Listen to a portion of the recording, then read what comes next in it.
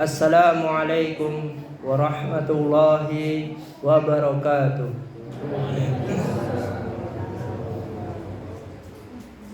Innal hamdalillah nahmaduhu wa nasta'inuhu wa nastaghfiruh wa na'udzu billahi min shururi anfusina wa sayyiati a'malina. May yahdihillahu fala mudilla lahu wa may yudlil fala hadiya lahu. Wa asyhadu an la ilaha illallah wahdahu la syarika lah wa asyhadu anna Muhammadan abduhu wa rasuluh. Amma ba'd. Para hadirin jamaah penuntut ilmu yang sangat dimuliakan oleh Allah Subhanahu wa taala, pada malam yang berbahagia ini kita akan melanjutkan belajar bersama-sama kita yang berkaitan dengan ilmu tauhid. Dan sebelum memasuki belajar bersama-sama, mari kita baca basmalah bersama-sama. Bismillahirrahmanirrahim. Adapun topik yang akan kita pelajari pada malam hari ini, Babu fadlit tauhid wa ma yukaffiru minad dunub. Keutamaan tauhid dan dosa-dosa yang diampuni karena keutamaan tauhid. Sebagaimana yang sudah kita pelajari pada pekan kemarin dalam surat Al-An'am ayat 82, alladzina amanu wa lam yalbisu imanahum bidzulmin ulaika lahumul amnu wa hum muhtadun. Alladzina amanu, orang-orang yang beriman, walam yalbisu imanahum bidzulmin, bagi orang-orang yang beriman yang tidak mencampur adukkan antara keimanan dengan kesyirikan. Ulaika lahumul amnu, itu merupakan orang-orang yang akan mendapatkan rasa al-amnu, rasa aman. Wahum muhtadun, dan orang-orang yang seperti ini orang yang akan mendapatkan petunjuk dari Allah.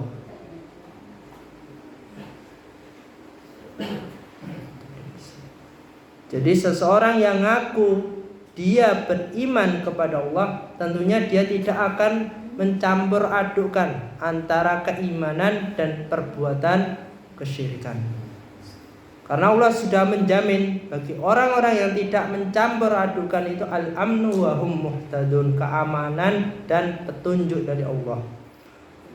Pak, Bu, pekan kemarin kita sudah mempelajari surat ini, surat Al-An'am ayat 82. Bidulmin, dolim itu ada 3 tingkatan. Yang pertama apa, Pak, Bu? Syirik. Yang kedua, terhadap dirinya sendiri. Yang ketiga, terhadap orang lain. Alhamdulillah. Adapun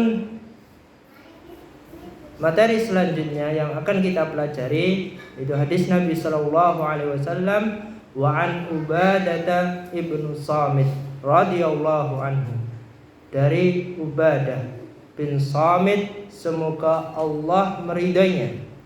Qala, berkata, qala Rasulullah sallallahu alaihi wasallam, Rasulullah sallallahu alaihi wasallam bersabda, man syahida an la ilaha illallah wahdahu la syarikalah.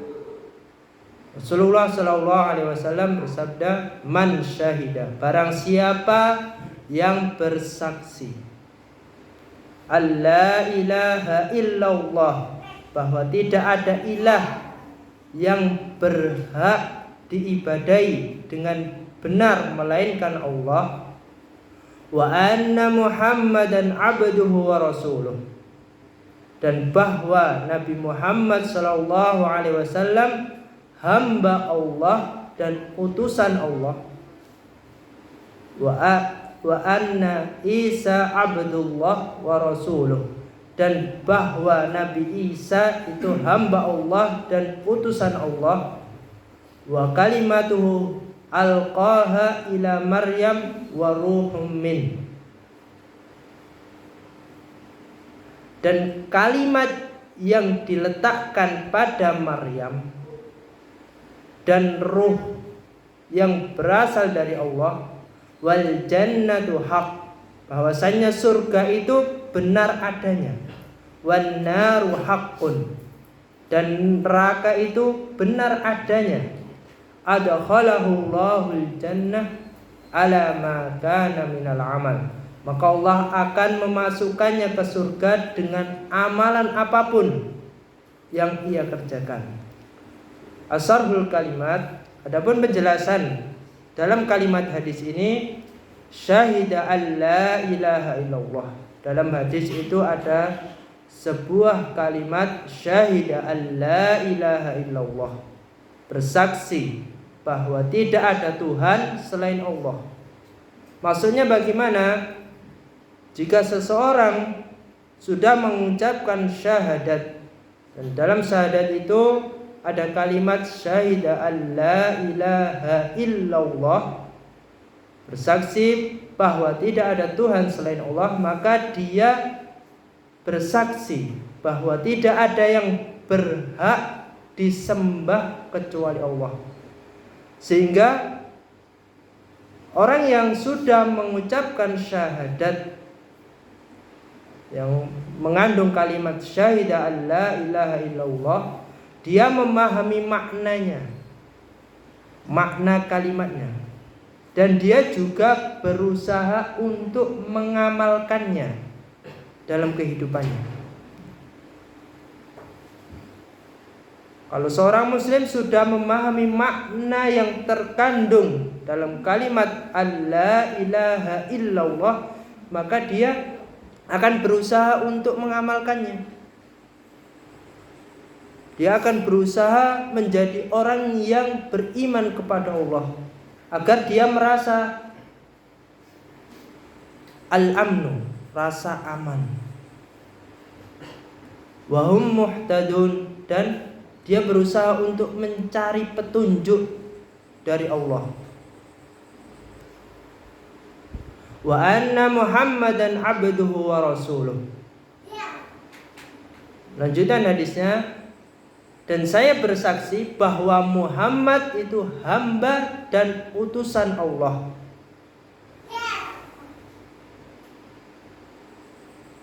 Sehingga orang yang sudah bersaksi, dia akan meyakini bahwasannya Nabi Muhammad itu hambanya Allah yang tidak memiliki ketuhanan atau kekuasaan di muka bumi ini atau seluruh alam.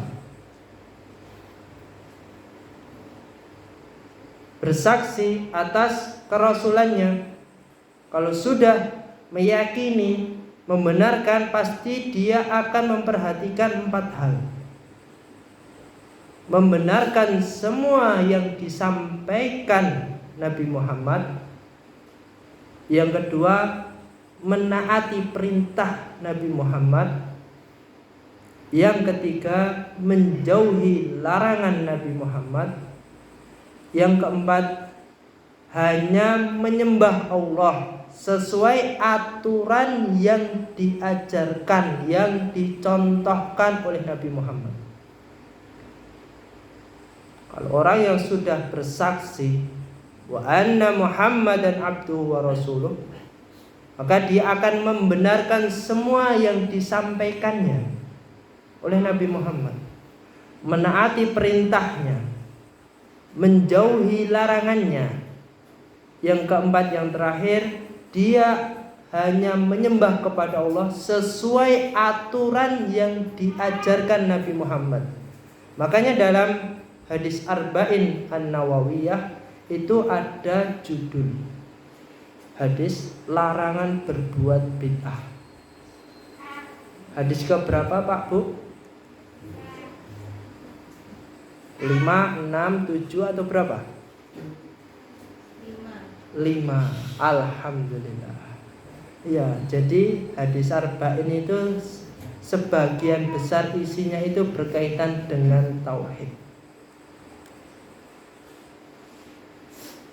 Dari Ummul Mukminin Aisyah, semoga Allah meridainya, berkata bahwa Rasulullah SAW bersabda, "Man ahdasa fi amrina hada ma laisa minhu fahuwa raddun." Barang siapa yang membuat suatu perkara yang baru dalam urusan agama, fi amrina, jadi seseorang yang membuat suatu hal yang baru yang berkaitan dengan perkara agama,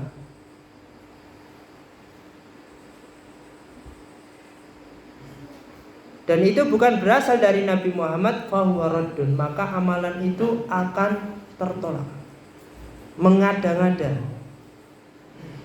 Dalam riwayat Muslim juga disebutkan, man amila amalan laisa alaihi amrun fahuwa raddun. Barang siapa yang melakukan suatu amalan yang bukan ajaran yang dicontohkan Nabi Muhammad, fahuwa raddun, maka amalan itu akan tertolak secara mentah-mentah. Jadi orang yang bersaksi wa anna Muhammadan abduhu wa rasuluh, maka dia sudah mencakup tiga hal atau 4 hal secara mendalam. Yang pertama tadi membenarkan semua yang disampaikan Nabi Muhammad, menaati perintahnya. Yang kedua, yang ketiga menjauhi larangannya. Yang keempat menyembah hanya kepada Allah sesuai aturan yang diajarkannya. Jadi kalau ada orang yang sudah syahadat dan dia juga sudah bersaksi wa anna Muhammadan abduhu wa rasul, tapi dia masih melakukan perbuatan bid'ah, perbuatan kesyirikan, atau melakukan amalan-amalan yang berkaitan dengan agama, itu tidak pernah dicontohkan oleh Nabi Muhammad, maka amalannya itu sia-sia. Dia sama saja melanggar kualitas tauhidnya. Dipertanyakan kualitas tauhid, walaupun dia sudah bergelar haji atau yang lainnya, sama saja dipertanyakan keislamannya, karena dia sudah melanggar syahadatnya.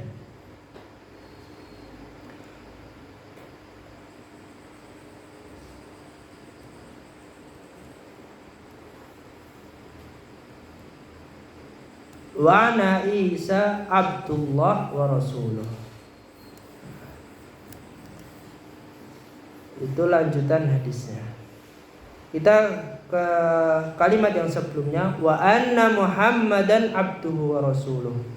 Bahwasanya Nabi Muhammad itu hamba dan utusan Allah. Jadi Nabi Muhammad itu diberi gelar oleh Allah abduhu, sebagai hamba, bukan sebagai Tuhan. Tidak boleh disembah-sembah, dipuja-puja atau dipuji secara berlebihan.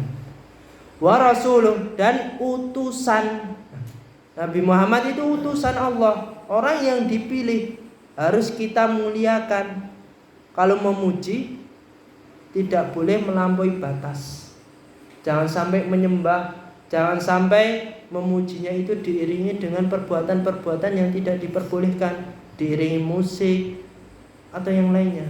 Karena itu akan merusak kualitas keimanan seseorang. Kadang ada orang yang mengadakan hajatan atau acara halal bihalal, akan tetapi dia di situ ada acara lain, sholawat Nabi. Akan tetapi sholawatnya itu diiringi dengan musik. Otomatis itu memuji Nabi Muhammad tidak sesuai dengan syariat, mengada-ngada di situ. Walaupun label atau judulnya itu sholawat Nabi.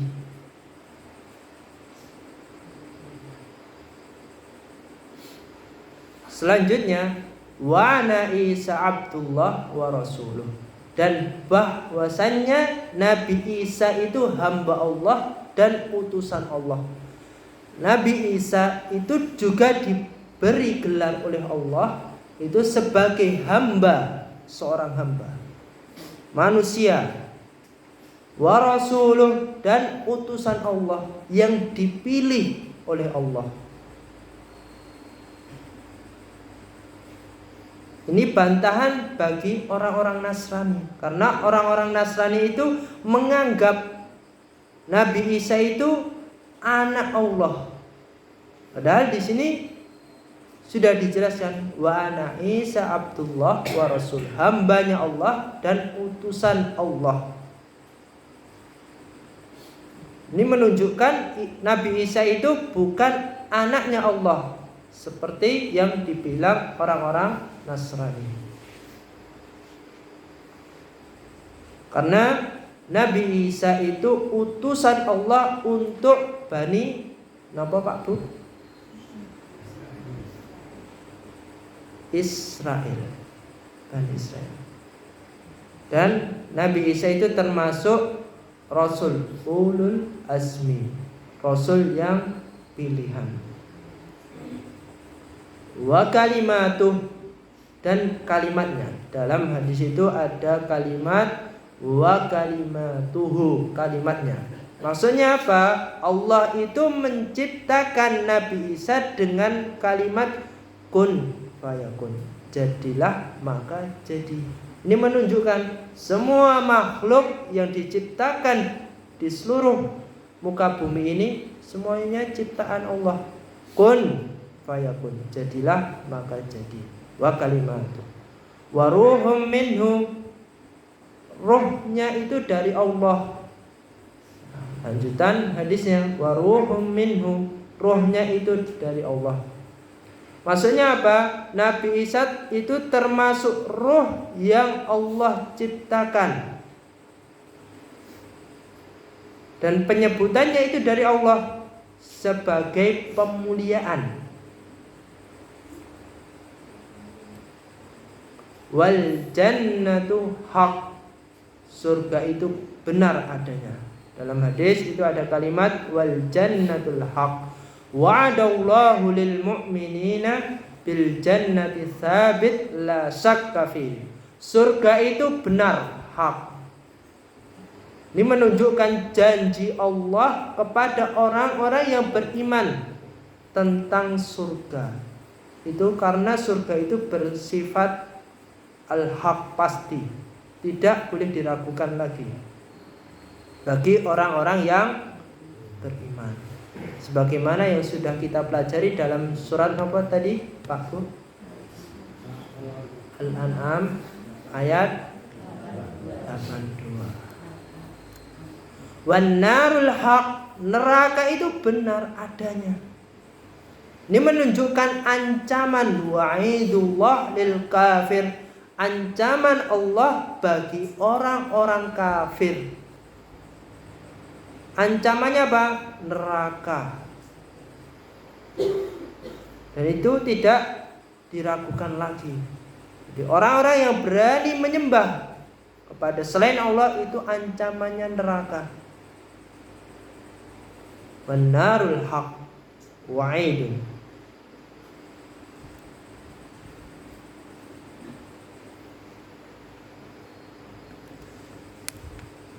Asarhul ijmali, adapun penjelasan secara menyeluruh hadis ini, yuhbiruna hadal hadis anna min nutqi kalimatit tauhid wa arafa ma'naha wa amila bimuqtadaha.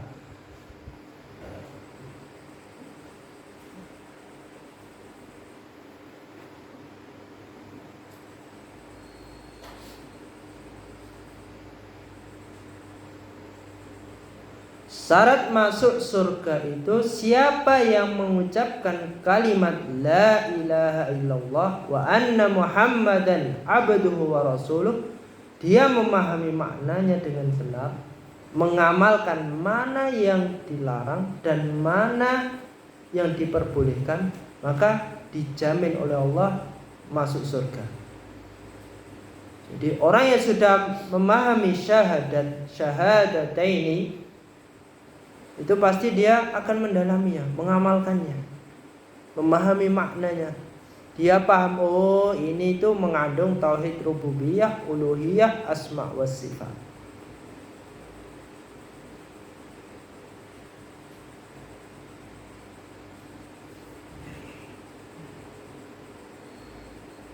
Wa syahida bi'ubudiyati Muhammad sallallahu alaihi wasallam wa risalatih. Keyakinan yang harus dimiliki itu mengakui bahwa Nabi Muhammad sallallahu alaihi wasallam itu sebagai hamba dan utusan Allah. Bukanlah Tuhan atau anak Tuhan. Karena orang Nasrani menganggap Nabi Isa itu sebagai anak Tuhan.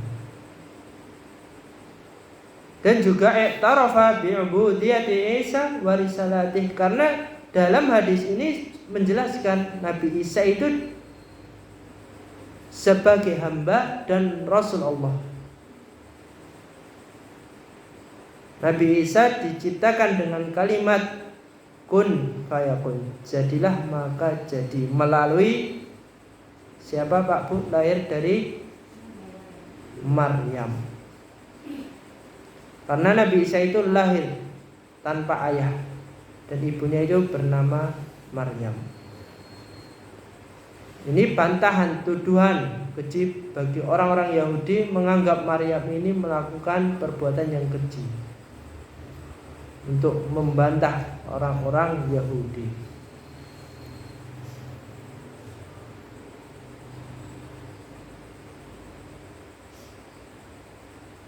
Adapun faedah dalam hadis ini, anna syahadataini huma asluddin. Dua kalimat syahadat itu merupakan asluddin, pondasinya agama. Syahadatu an la ilaha illallah wa anna muhammadan abduhu wa rasuluh. Itu merupakan pondasi agama. Jadi benar-benar orang yang melakukan syahadat harus memahaminya. Jangan sampai sudah bersyahadat tapi menyembah kepada selain Allah, masih ngirim bunga ke perapatan atau melakukan perbuatan-perbuatan kesyirikan yang lainnya. Masih membandingkan, oh tangan Allah itu sama enggak ya sama tangan kita. Itu enggak boleh. Atamtsil, menyerupakan. Bentuk tangan Allah itu bagaimana? Itu enggak boleh. Menanyakan al-kaifiyah. Karena kita harus mengimani. Kalau sudah mengucapkan syahadatain, karena syahadat itu merupakan pondasinya agama yang sangat mendasar.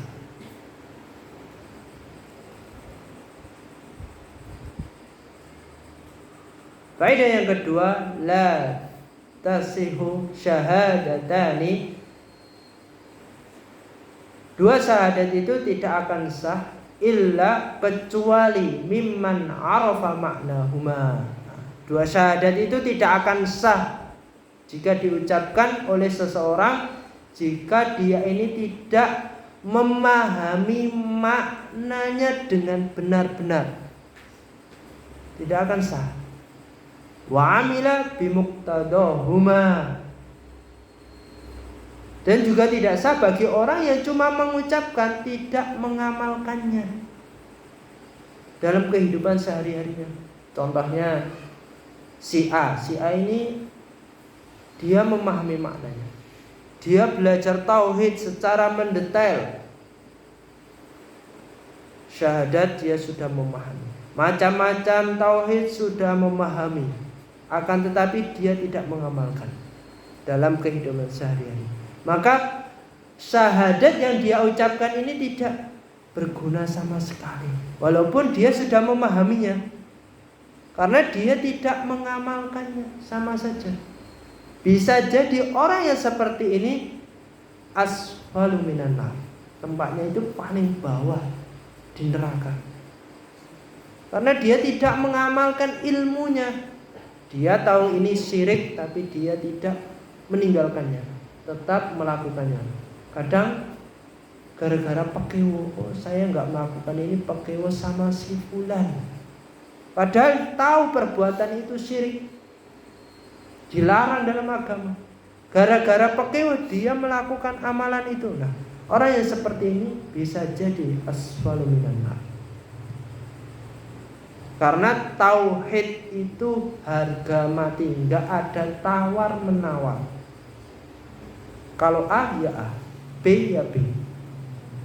Karena itu sifat ilmu yang pasti, nggak ada tawar menawar.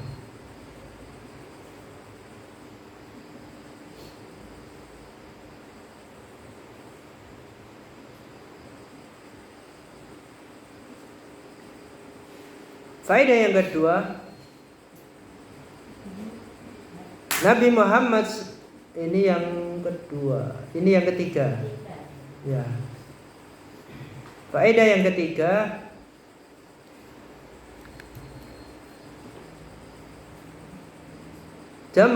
jama'allahu li Muhammadin sallallahu alaihi wasallam baina al-ubudiyyati wa risalatih.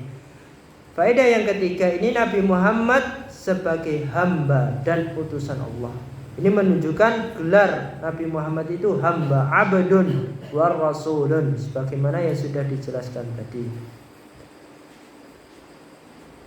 Karena ini bantahan bagi kelompok yang menganggap Nabi Muhammad itu hanya manusia biasa, meremehkan kedudukannya.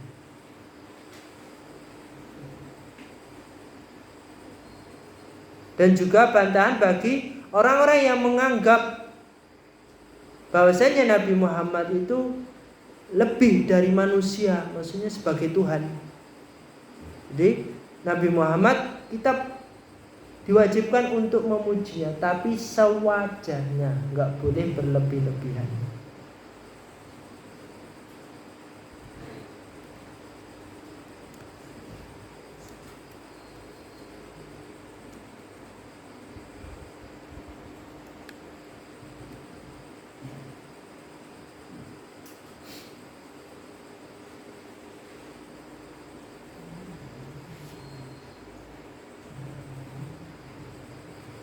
Adapun faedah yang keempat, isbatu ubudiyyati Isa wa risalatihi, wa hadha raddun 'ala an-nasara alladziina yaz'umu annahu ibnullah.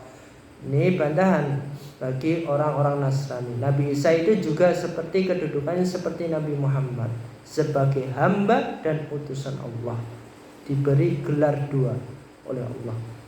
Ini bantahan bagi orang-orang Nasrani yang menyebut Nabi Isa itu anaknya Tuhan.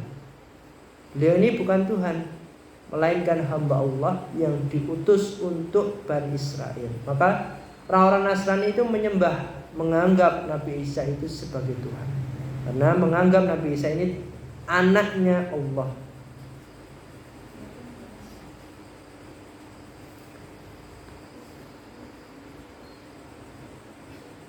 Faedah yang kelima, isbatu sifatu kalami lillahi ta'ala. Allah itu maha berbicara, menetapkan sifat kalam Allah. Karena Allah itu menciptakan Nabi Isa dengan kalimat kun, jadilah. Dalam hadis ini sebagai bukti kekuasaan Allah. Kun itu menunjukkan sifat kalam Allah. Oh, Allah itu menciptakan, tinggal mengucapkan kun fayakun, jadilah maka jadi.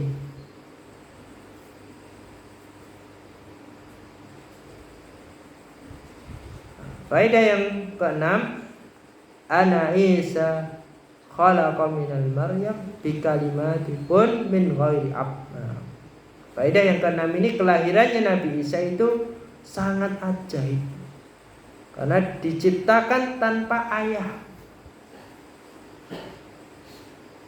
Karena Allah itu menciptakan dengan kalimatnya, kun.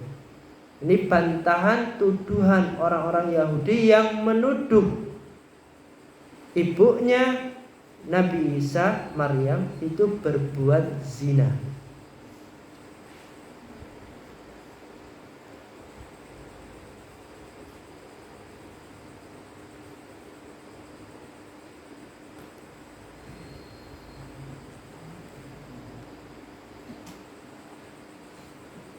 Faedah yang ketujuh, isbatul ba'tsi. Hari kebangkitan itu pasti akan terjadi. Ini harus ditanamkan dalam diri kita, meyakini bahwa semua manusia itu akan dibangkitkan setelah kematiannya di dunia. Isbatul ba'tsi. Faedah yang selanjutnya yang ke-8, isbatul jannati wan nar. Surga neraka itu nyata. Surga untuk orang-orang yang beriman, bukan orang-orang yang KTP-nya tertulis Islam ya. Tapi surga itu hanya untuk orang-orang yang beriman. Dan neraka itu untuk orang-orang yang kafir, bagi orang-orang yang berani menyekutukan Allah.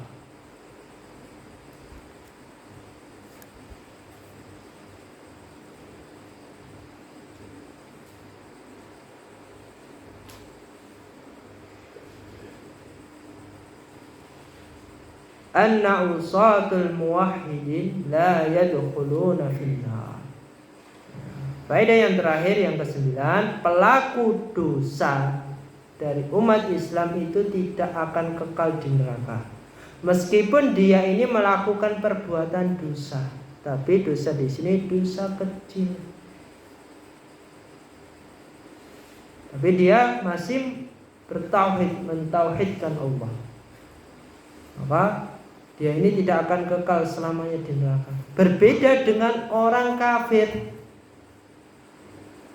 Dia menyembah kepada selain Allah, tapi di samping itu masih beribadah kepada Allah. Dia mencampur adukan antara keimanan dengan perbuatan kesyirikan. Bisa jadi amalan kebaikannya itu tertolak gara-gara perbuatan kesyirikan. Karena dia tidak mendapatkan al-amn, rasa aman, wa hum muhtadun, dan tidak mendapatkan petunjuk dalam surat Al-An'am ayat 82.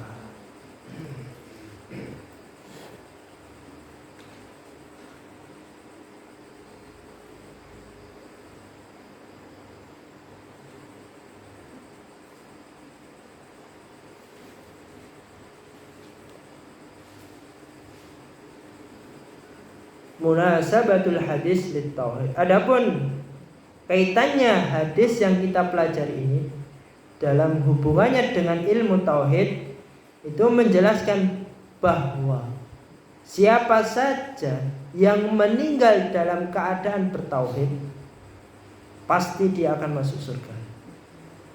Meskipun di samping itu dia memiliki dosa. Dosa di sini bukan dosa besar, tapi dosa kecil.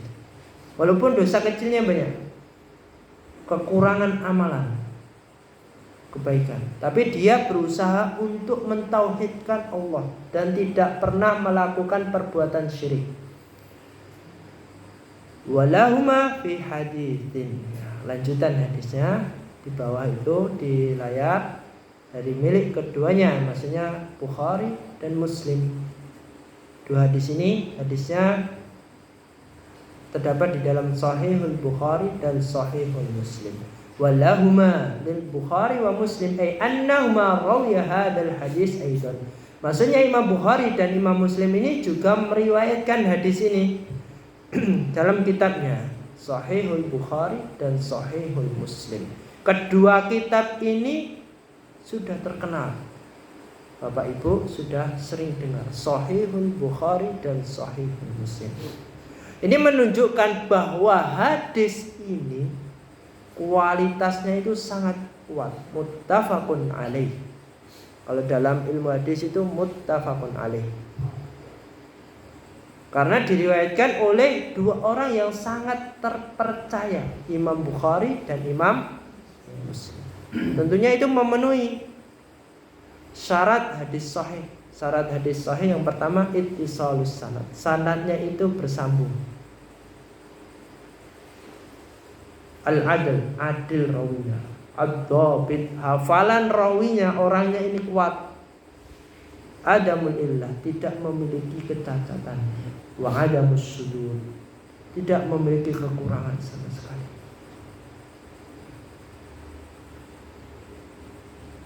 Fa inna Allaha harrama 'alan nar man qala la ilaha illallah yabtaghi bidzalika wajhullah. Walau ma fi hadisin, dari milik keduanya dari Imam Muslim dan Imam Bukhari dalam hadisnya Itban, semoga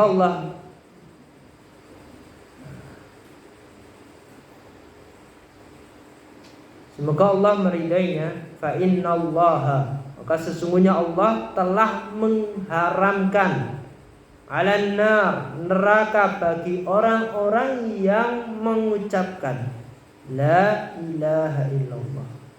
Ya betagi, di samping itu dia juga mencari wajhullah, wajahnya Allah. Asarhul kalimat harrama 'alan nar, diharamkan atasnya neraka. Allah ini menunjukkan Allah melarang neraka untuk menyentuh orang-orang yang mengucapkan syahadat. Sehingga orang yang mengucapkan syahadat atau kalimat la ilaha illallah, maka dia tidak akan memasuki neraka. Dalam hadis yang kedua ini dikhususkan penjelasannya hanya kalimat la ilaha illallah. Kalau yang pertama tadi syahadat, ini ada kaitannya, masih nyambung dengan hadis yang pertama tadi. Man syahida an la ilaha illallah wahdahu la syarikalah wa anna Muhammadan abduhu wa rasuluh. Kalau yang hadis yang kedua yang bawahnya ini khusus untuk pembahasan la ilaha illallah, akan tetapi masih memiliki keterkaitan.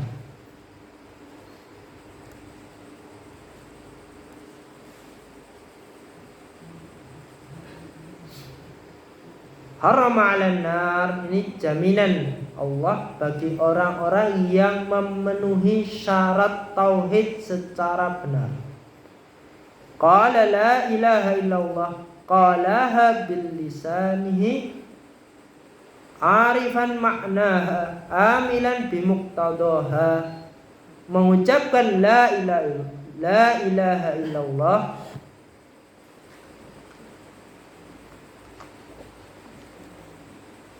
mengucapkan kalimat la ilaha illallah itu bukan sekedar hanya ucapan saja dari lisannya atau dari mulutnya, akan tetapi harus memenuhi 3 syarat.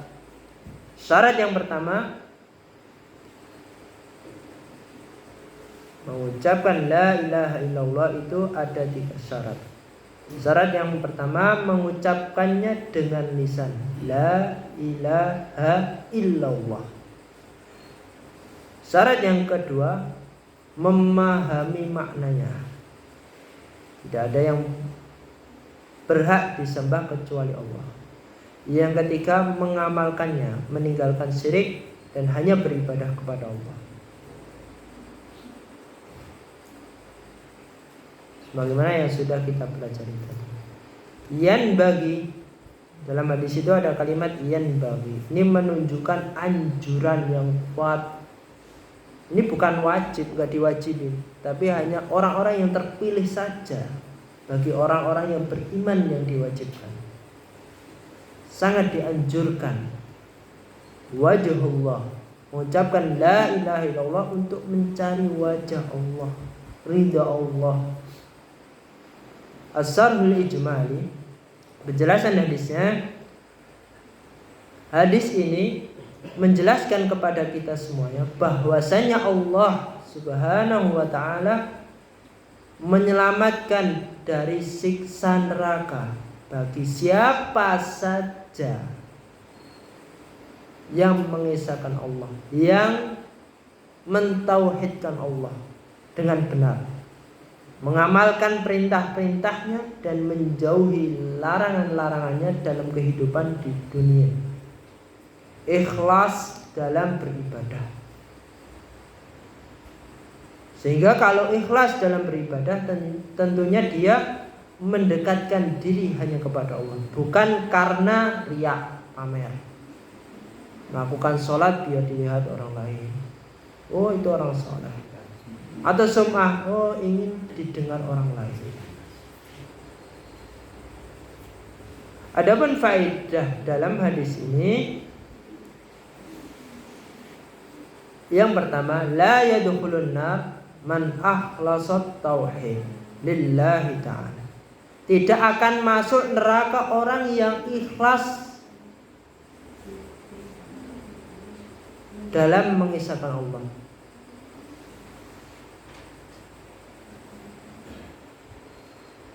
Ini menunjukkan orang-orang yang benar-benar mentauhidkan Allah dan tidak menyekutukannya, maka dia akan selamat dari api neraka. La yadkhulun nar man akhlasat tauhid lillah. Dengan kalimat la ilaha illallah.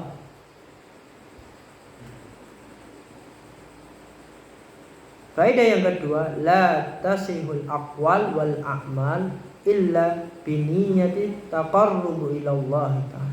Perkataan dan perbuatan seseorang itu tidak akan diterima oleh Allah kecuali dengan niat mendekatkan diri kepada Allah. Perkataan dan perbuatan, terutama dalam kalimat atau ucapan la ilaha illallah, itu tidak akan diterima kecuali dengan niat mendekatkan diri kepada Allah. Ini menunjukkan semata-mata dalam mengucapkan atau beribadah itu hanya untuk mencari ridha Allah. Faedah yang ketiga, isbatu sifatu wajhi lillahi ta'ala. Menetapkan sifat wajah bagi Allah Ta'ala. Ya bataghi biwajhillah. Itu menetapkan Allah itu memiliki wajah. Sifat harus kita imani.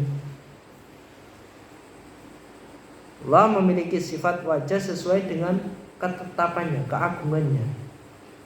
Tidak seperti makhluk. Sehingga tidak menyerupakan dengan makhluk. At-tamtsil. Ini masuk ke dalam pembagian tauhid yang ketiga, tauhid asma wa sifat. Min ghairi tamtsil, tidak boleh menyerupakan. Adapun kaitan hadis yang paling bawah itu, haitsu dalla hadis ala anna man mata mukhlishan lillahi tauhid salima minan nar. Hadis ini menjelaskan bahwa barang siapa saja yang meninggal dalam keadaan ikhlas mentauhidkan Allah, mengesahkan Allah, maka dia akan selamat dari api neraka jahanam atau neraka yang lainnya. Alhamdulillah.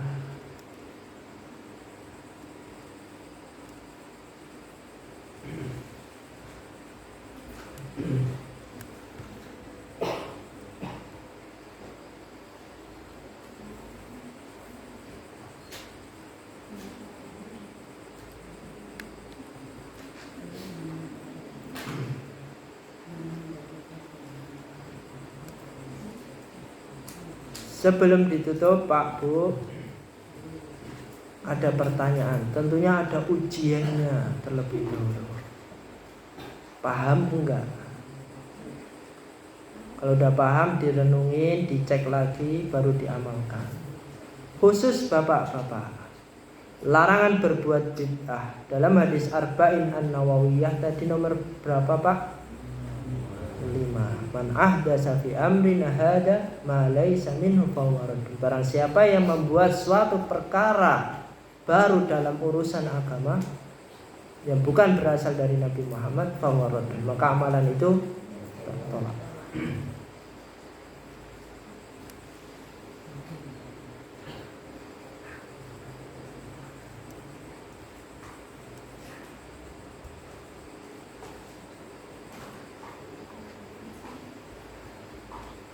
Pertanyaan untuk bapak-bapak dan ibu-ibu. Mengucapkan kalimat la ilaha illallah harus mencakup 3 syarat. Syarat yang pertama apa Pak Bu? Nah, mengucapkan dengan lisan. Yang kedua, memahami maknanya. Yang ketiga, mengamalkannya.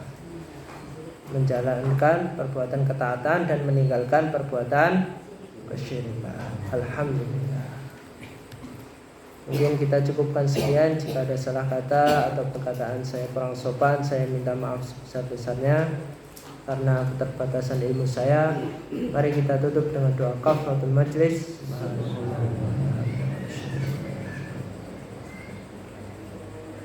Assalamualaikum warahmatullahi wabarakatuh.